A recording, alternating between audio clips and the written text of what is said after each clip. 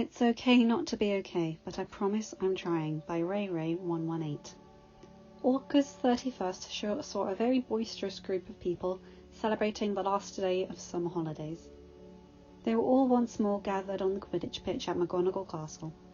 Bill and Charlie were pleased to be let in on the secret that the rest of their family had kept for weeks, and offered Sirius their heartfelt congratulations on his freedom.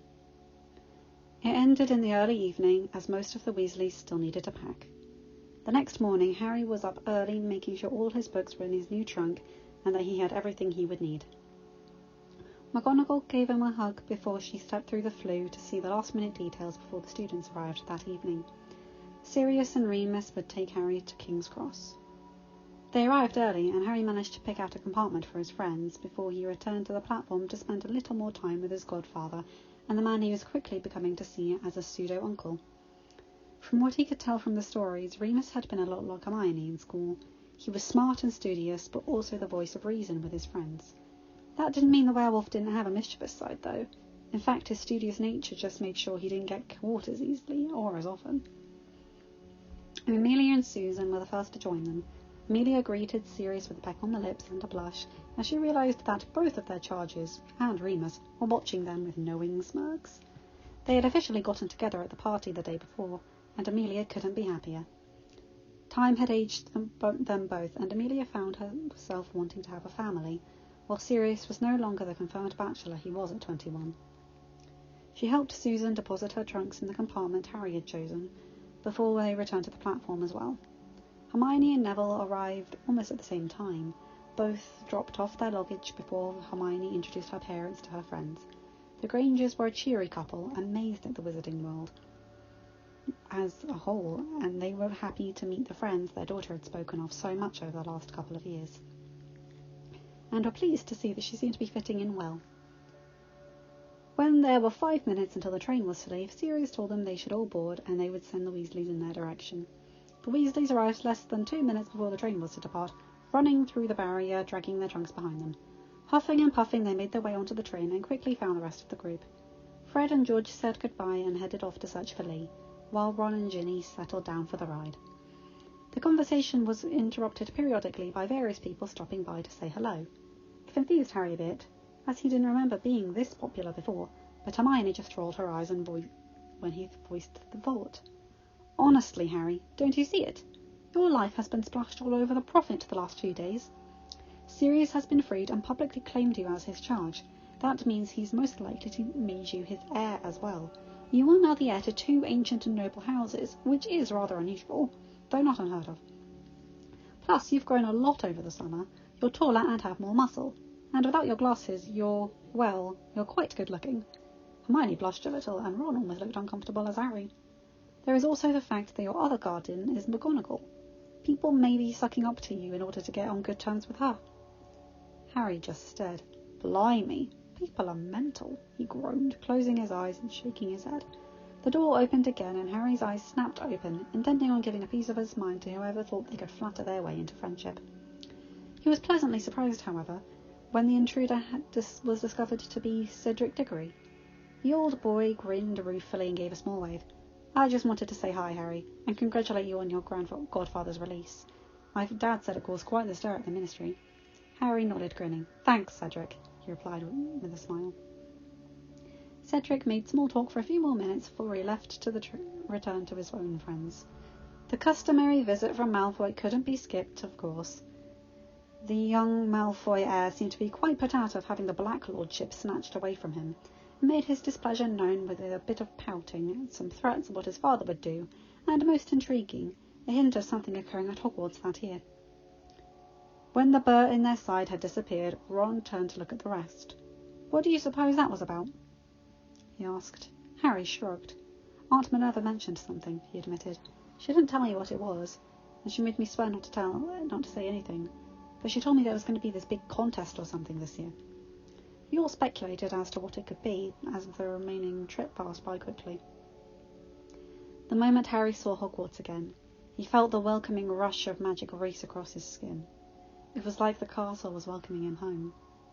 Which it might be, he thought with a start as he followed his friends out of the carriage.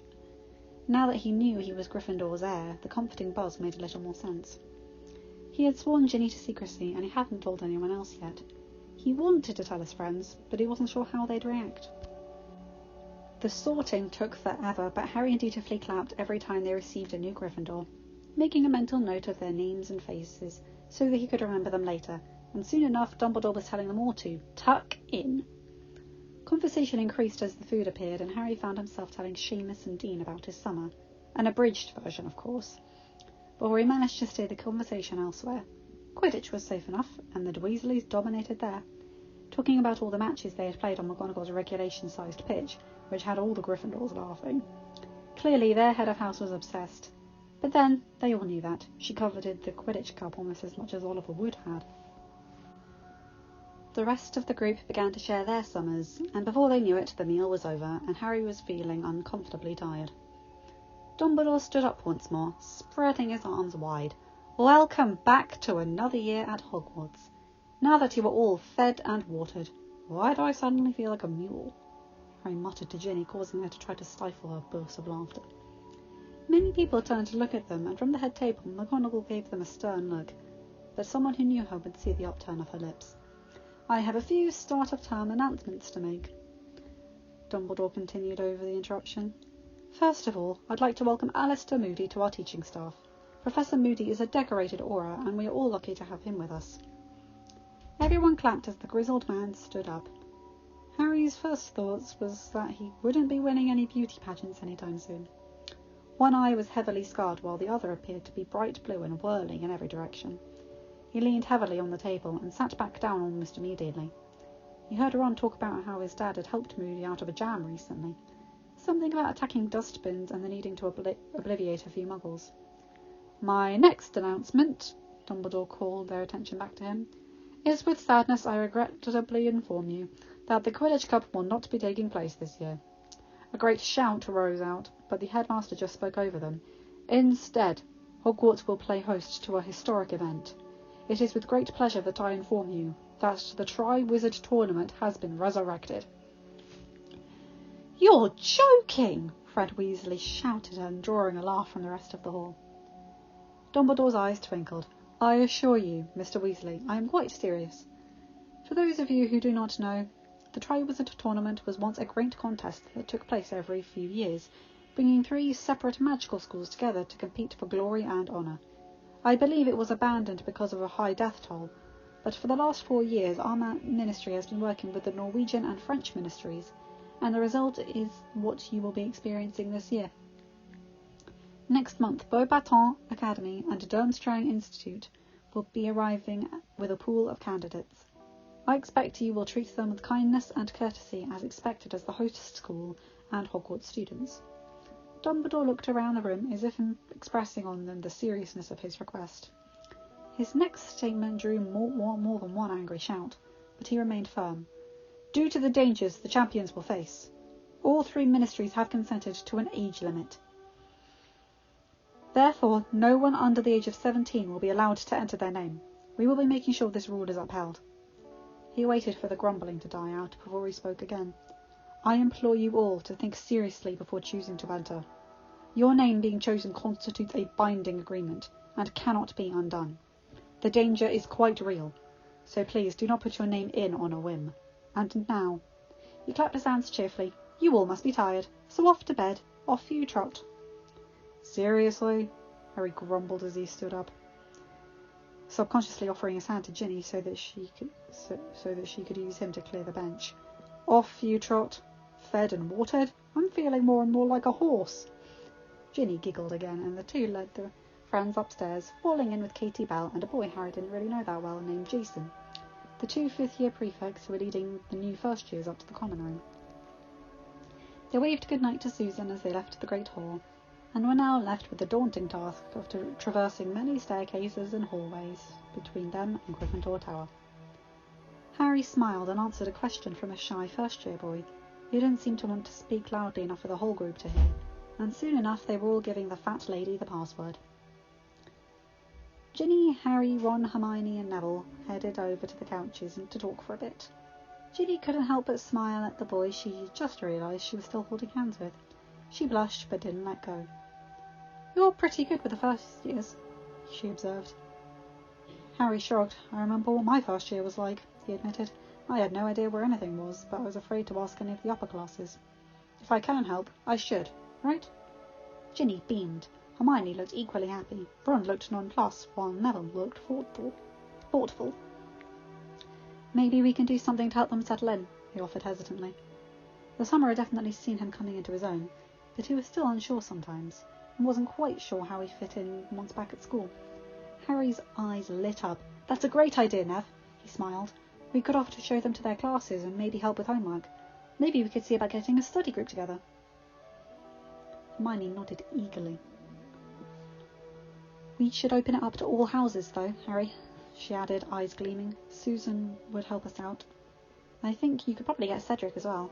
I don't know anyone in Ravenclaw well enough, though Parvati might be willing to talk to her sister. I'm not sure about Slytherin, though." Harry thought it over.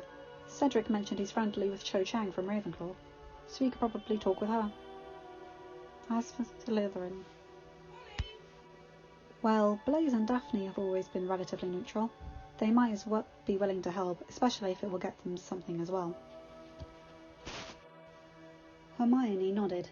"They're both in arithmancy, as they're the only Slytherins there. We could probably talk to them then." Ron looked less than pleased to have Slytherins involved, but wisely held his tongue. Ginny added, "I'll talk to Luna Lovegood. She's a Ravenclaw in my year. She's a bit odd, but she's nice. Harry, you should talk with Professor McGonagall to see about this. See if we can get it officially sanctioned." Harry nodded, and they decided to bring it up with the professor after their first Transfiguration class, and they would talk with the other students when they could. That act done, it was time for bed. That night, Harry had a rather strange dream. Wormtail was there, as was an unknown man. They were talking about some contest, and he heard his name mentioned. The dream was a bit fuzzy around the edges, though, so he couldn't quite catch everything. When he woke up, his head ached, but not nearly as bad as he had from before. He pushed the dream to the back of his mind and got ready for his first day of school. He woke Neville and Ron, and the three of them met Hermione and Ginny in the common room before going down for breakfast. McGonagall handed out the schedules when they had nearly finished, and stopped by Harry's place as she gave him his. "I have arranged for you to take the third-year arithmancy and ancient runes end-of-year exams this afternoon, as you have no classes, so please report to my office after Defence Against the Dark Arts." Harry nodded and looked over his schedule. He noted with a grin that he had already added arithmancy and ancient runes to it, even though he hadn't taken the exams yet. That was one thing he really liked about her.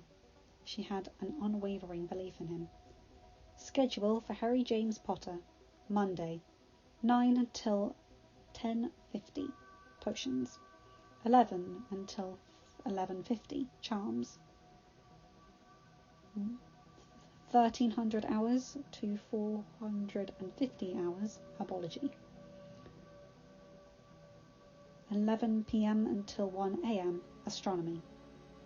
Tuesday, 10 a.m. to 11:50 a.m, transfiguration. 1 p.m. until 1:50 p.m, history of magic. 2 p.m. till 3:50 p.m, Defence Against the Dark Arts. Wednesday, 9 until 10:50 a.m, charms. 11 a.m. until 11:50 a.m, arithmancy. 1 p.m. until 2:50 p.m, herbology. 3 p.m. until 4:50 p.m, care of magical creatures. Thursday, 9 a.m. until 10:50 a.m, potions. 11 a.m. until 11:50 a.m, arithmancy. 1 p.m. until 1:50 p.m, ancient runes. 2 p.m. until 2:50 p.m, history of magic. 3 p.m. until 4:50 p.m, transfiguration. Friday, 9 a.m. until 10:50 p.m, ancient runes. 1 p.m. until 2:50 p.m, Defence Against the Dark Arts. Sorry about that, guys. I'm still learning how to do this with all the numbers and stuff. It's trickier than the words. Ron read through his schedule, pleased that he had a free period that morning, and Harry would be taking one as well, since he hadn't gotten into ancient runes yet. However, he could not have gone to divination like Ron would in a couple of hours. Man, look at this! Potions first thing on Monday mornings, and divination first for me today? Why do they have to do this to us? Harry grimaced, looking at the head table, where Snape was scowling into his breakfast. I don't know, mate, but if you ask them, you might want to find out why they keep putting us together with Slytherin as well. That's just asking for something to happen. Ginny giggled.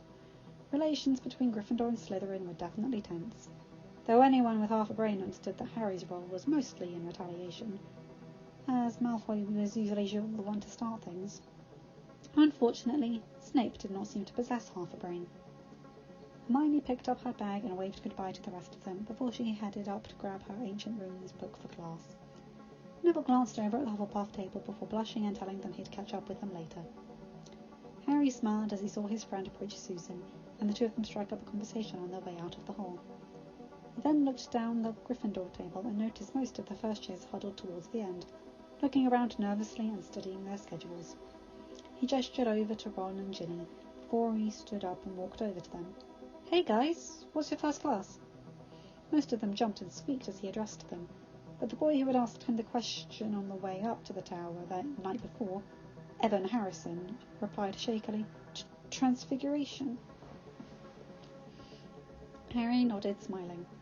Do you need to get your books before class? On their affirmative nod, he gestured for them to stand up. Come on, we'll help you find your way down. None of us have class this period, so don't worry about it. I know it took me and Ron a week to be able to find our way down to the Great Hall without getting lost. That drew a few chuckles as the large group made their way out of the hall. They were watched by several people, most of whom were pleased with the initiative the young man was making. Snape just kept glowering, but Dumbledore's eyes had a definite twinkle and Minerva just looked proud. Harry and Ginny answered most of the questions the first years had, while Ron threw in the occasional comment now and then, mostly about what the students did for fun in the free time. Harry also mentioned the study group they were thinking about making, which was met with approval by the whole group. When he dropped them off at Transfiguration, he blushed at the smile his guardian bestowed upon them. Thank you for your initiative, Mr. Potter, Mr. Weasley, she said before they left the room. The three of them headed back up to the tower, where Ginny spent the next 45 minutes watching Harry get pounded at chest by Ron, before her brother had to head off to divination and she to Transfiguration. Harry spent the rest of the morning reading up on the two subjects he was hoping to get into. Hermione brought back the work he had missed for the first class, entering the classroom shortly after Ron and Ginny left, went over it with him during their free period before lunch. They both were pleased when he seemed to understand it with no problems. Defense against the dark arts was interesting, to say the least. Moody seemed quite a bit off his rocker in Harry's opinion, though he couldn't dispute the man's record. The worst part was when he showed them the 3 unforgivable curses. Harry felt sick seeing the spider keel over with a flash of green light. Then his eyes were more drawn towards Neville as Moody used the Cruciatus curse. He could see the pain and anguish in the boy's gaze, and was dragging his friend out of the room as soon as the class was over, with a look that stopped Hermione and Ron from following. Hermione just nodded, silently telling him that they'd see him back in the common room later, and she'd bring his bag. Harry led Neville over to the lavatory where he employed his newly learned skills to lock the door and prevent anyone from entering. There he settled back and waited. It only took a few minutes before Neville broke down, tears streaming down as he once more heard his worst nightmares. As he had been only a year old, but he didn't really think he saw in his dreams it was true, but it was still horrible. Harry offered himself up for an embrace, just held on to Neville as he cried himself dry. When he was calmer, Harry stepped back and leaned against the wall. He contemplated the sinks as he commented offhandedly.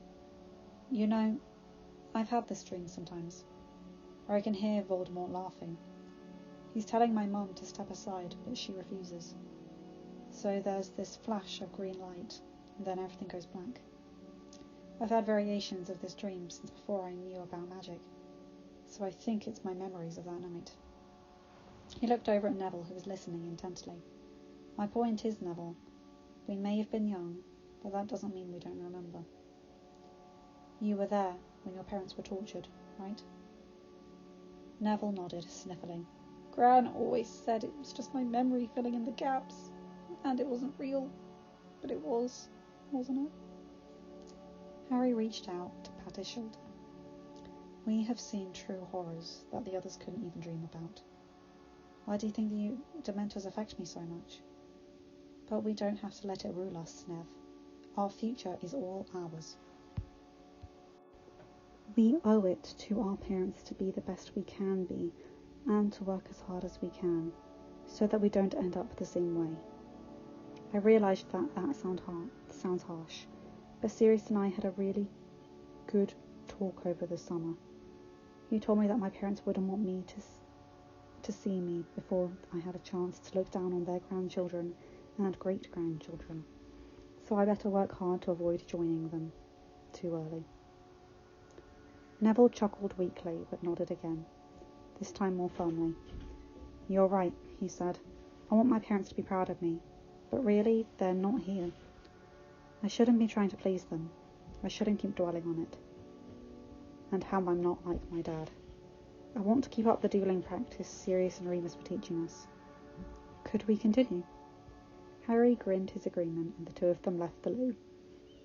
Harry walking with Neville until they separated, so that Harry could go and take the tests for arithmancy and ancient runes, and Neville continued on to the common room. Harry said his goodbye to Neville and made his way to McGonagall's office nervously, where he was met by Professor Vector and his guardian. Minerva informed him that Professor Babbling would be joining them in an hour, and he would hopefully be finished with the arithmancy test, and be able to take the ancient runes one. Harry nodded and sat down at the desk set up in front of him, picking up the quill and getting started. He wasn't sure what it meant, that he thought the test was too easy, but he hoped it was a good thing.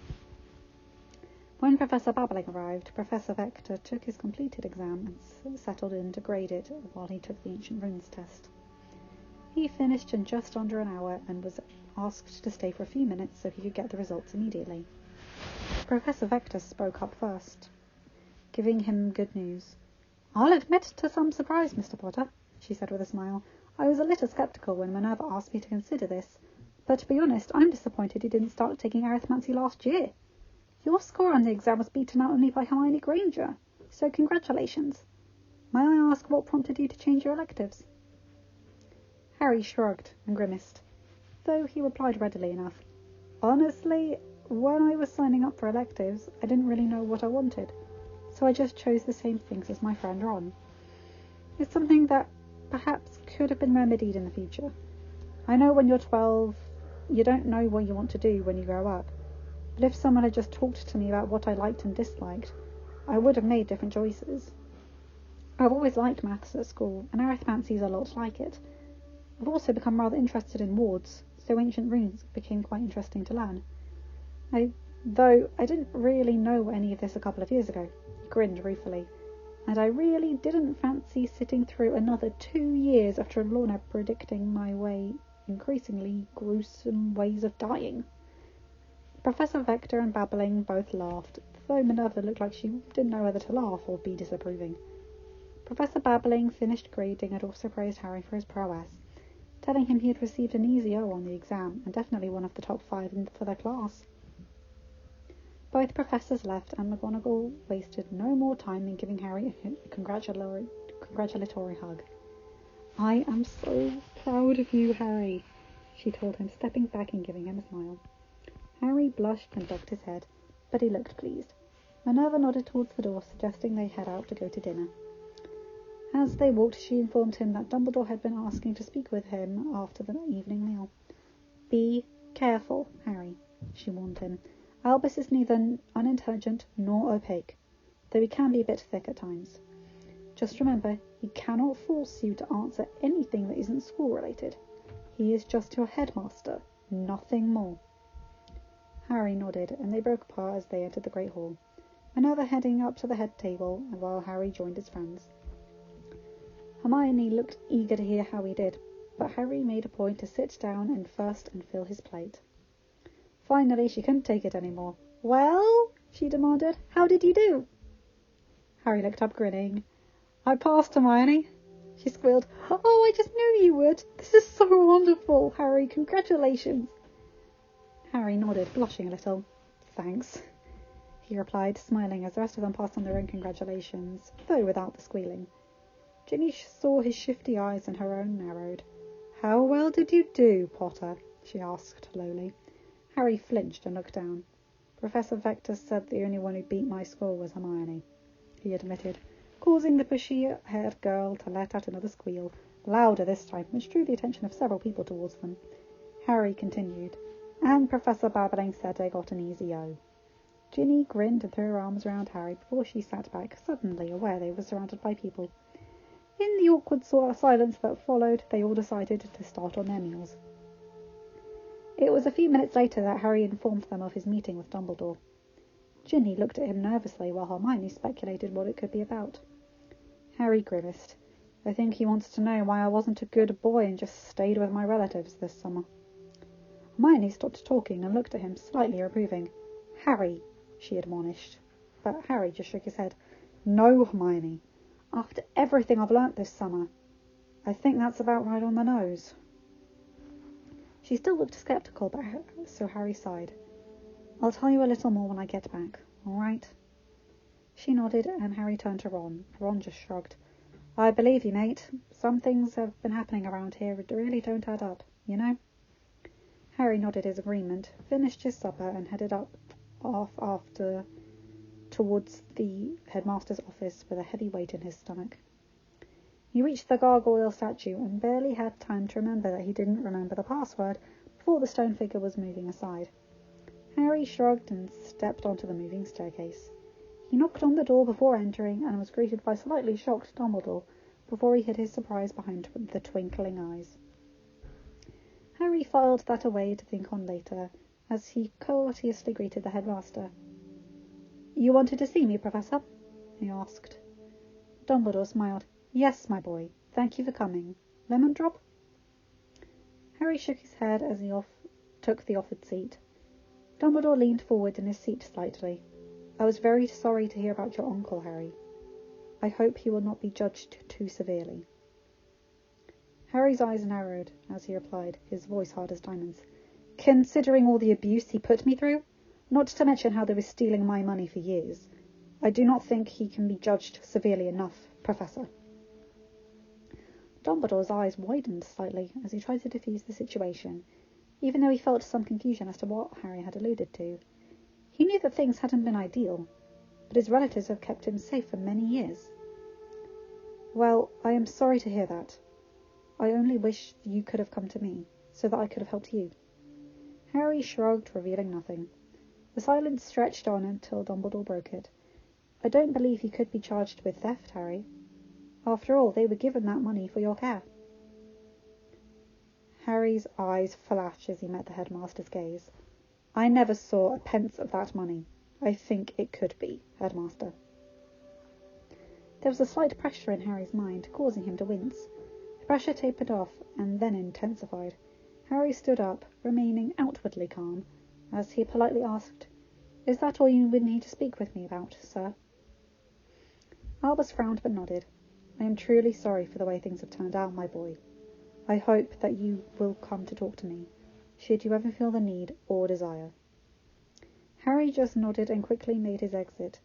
He fled down the stairs and tried not to look like he was running away as he headed up to Gryffindor Tower. His headache was intensifying, and he needed to look through one of the books Sirius and Minerva had given him for his birthday. He wanted to double-check something. Hey guys, hope you enjoyed this. Harry's starting to go to task and Dumbledore does not know what's coming for him. This is going to be fun. Remember to like, comment and subscribe, and help me please by growing my channel and telling your friends. Have a good day, my guys, gals and non-binary pals, or whatever time zone you're in. See ya next chapter. Bye.